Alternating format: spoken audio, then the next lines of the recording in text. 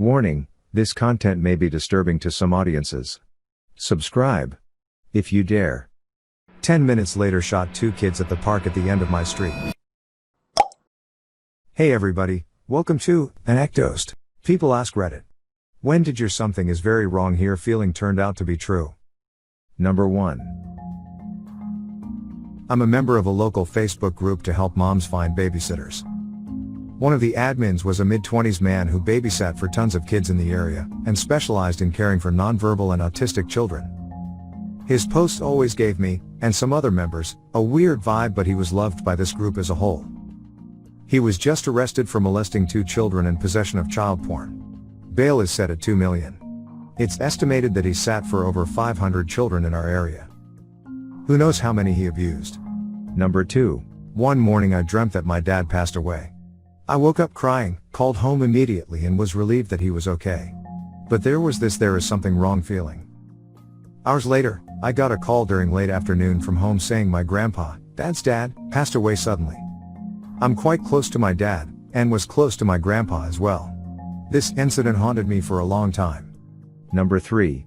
When I was 19, I was walking home at midnight from a tram stop and I got the feeling I should pretend I was on the phone.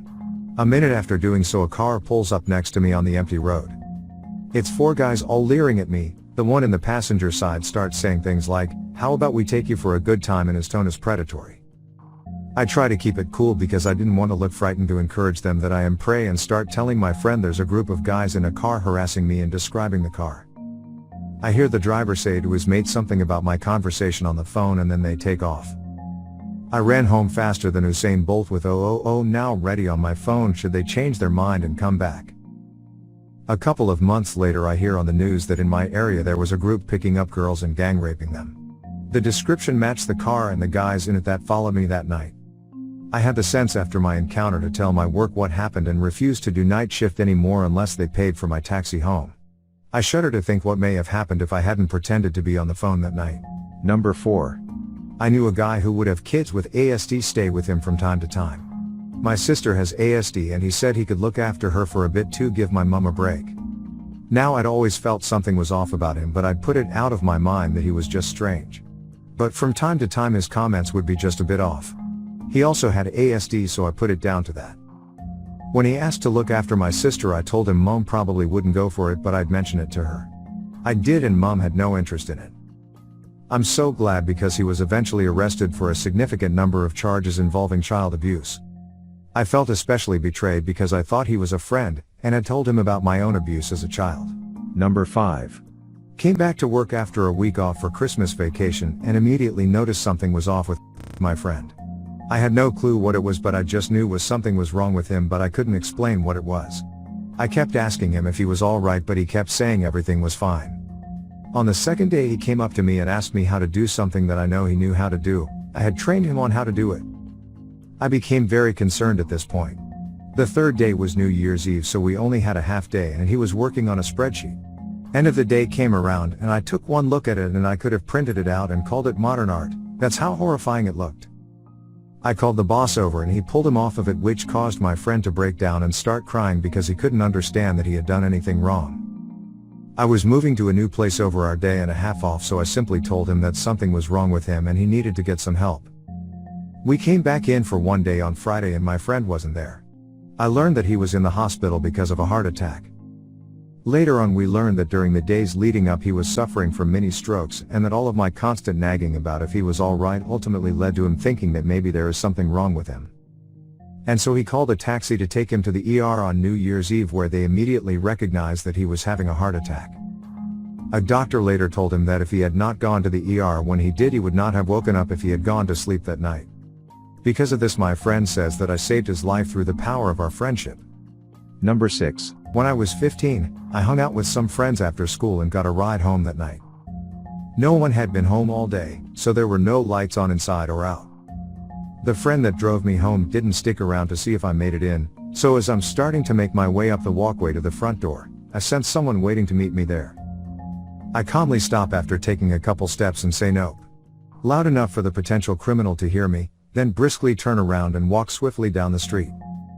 Cut through a neighbor's backyard to get to the next street over, make my way to the nearest payphone, Dial the police and tell them I think there's someone trying to rob the house. Number 7. I used to clean vacant houses for a living. One day I was working at a house near the end of a dead-end street, and there was maybe 6 or 7 houses on the one side of the street before an intersection with a stoplight, so it was a pretty heavy traffic area. I was cleaning out the property just fine when my spidey sense went off the charts. I was inside the house, but I pretty much dropped everything, got in my car and started to drive out of there. On the corner I saw a weird-looking guy that had a nasty feeling about him. When I got home it was all over the news. That guy was now known for being a cop killer, making the start of his career right on that street corner about 15 minutes after I hoofed it. Told my boss that I wasn't going to go back to that property. He understood. Number 8. I had a dream that my brother died the night before he did. Dream Friday night, found dead of an overdose Saturday, but the dream was so real that I thought it had actually happened for years. My parents didn't tell us he died until Sunday, but I knew he was dead the whole weekend and was confused as to why they were acting like I didn't know, acting like I hadn't seen what I'd seen. I don't really believe in premonitions or anything, but that's something I'll never be able to explain. Still wonder how different life would be if the dream had woken me up and I went and said something to him. It was probably the defining event of my life when including everything that followed. Number 9. Commenter. My mom called me in the middle of the day on a Sunday. I was going to ignore it and just call her back later like I tend to do. Something just didn't feel right, so I picked up. She was calling to tell me the emergency squad was working on my brother and I needed to get a hold of my dad. Person B. Is your brother okay? Commenter. No, unfortunately he passed away. This was in March. Number 10. 4 students of mine won the first prize for a project they did, and we all got a free trip to London. We had spent the day sightseeing and were exhausted, so we got an ice cream and sat on a bench in a park to relax. A couple of minutes later I noticed this couple walk by slowly, staring at us. My spidey senses go mental. I do not like these people for some reason. She walks by and sits on the bench next to ours, and he sits on the bench across from hers. They aren't talking, just looking at each other. And that is when I notice her reaching into her pockets. I jump up, grab my students and run out of the park. My poor students are confused AF and wondering WTF is wrong with me, when all of a sudden we hear screaming. Turns out she stabbed a couple walking through the park, trying to rob them. It scares the ever-loving F out of me knowing had I not gotten my students out of there, we would have been stabbed and robbed.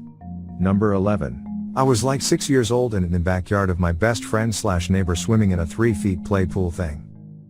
She went inside to ask for something, and right as she left, a guy on a motorcycle drove down the alley and stopped. The fence was a small chain link fence, so he definitely saw me and stopped. And I could see him clearly, like 20 years later it's still so vivid. He pulled out some gloves and put them on, which is the last thing I saw him doing as I got out and ran through their garage out the front, and inside my house next door terrified. He drove around the front down the street slowly and about 10 minutes later shot 2 kids at the park at the end of my street. Number 12. I was on the way to a weekend in the Cape with my girlfriend when my stepdad called me. He never calls. He hates technology. He avoids email, calling, anything other than face-to-face communication at all costs. My girlfriend didn't get the same gut feeling seeing that he was calling, so she was confused when I answered my phone while driving. My mom, who had been diagnosed with lung cancer just short of 3 years prior, was in the hospital, and he calmly asked if we were available. We immediately turned the car to their home. My girlfriend kept saying we didn't know enough to get scared or to react yet. Maybe it would all be okay. Saying anything she could to keep me sane on the 3-hour car ride. Maybe she was remaining positive. Maybe she truly believed it would be okay. But I knew it was too far gone. She passed about 2 hours after I arrived. Number 13. I used to work in a big city as a medical emergency responder/dispatcher. One night I arrived to my shift, and like 1 hour later I get this call.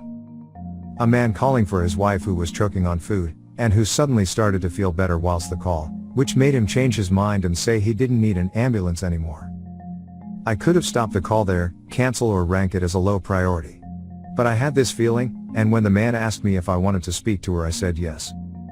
Ma'am, this is the emergency services. Are you sure that you don't need help of any kind? No answer. Would need the services of the police. Maybe. So I ask, is the guy beside you dangerous? Yes, man, the rush of adrenaline I got. I made her go to safety and then she told me all about how he had been beating her for a long time, How she had no way to get out of this, that she was choking while eating because of the stress of being beside him. I worked with the police and they went on the scene, probably preventing the woman from being beaten up again. Always trust your instinct. Make sure to share your personal story in the comments below and have the opportunity to be featured in a future video.